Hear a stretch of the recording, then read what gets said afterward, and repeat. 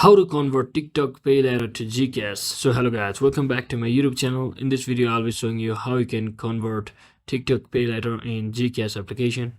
So first head over to your TikTok, and once you're inside TikTok, simply head over to your hamburger icon at the top right corner, and once you click on the balance section, you will see the such interface where you will see the rewards and other section, and simply click on the rewards section.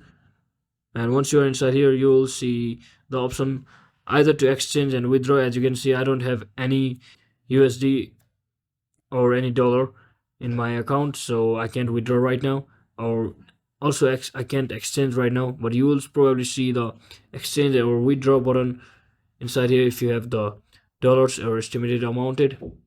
So that's exactly how you can. And once you click on withdraw or convert exchange, it will convert your TikTok to in GCash application. You can withdraw it in your GCash. So that's exactly how you can convert your TikTok Paylater to GCash. So hope this video was helpful. If it was, don't forget to like and subscribe to the channel. See you on the next one.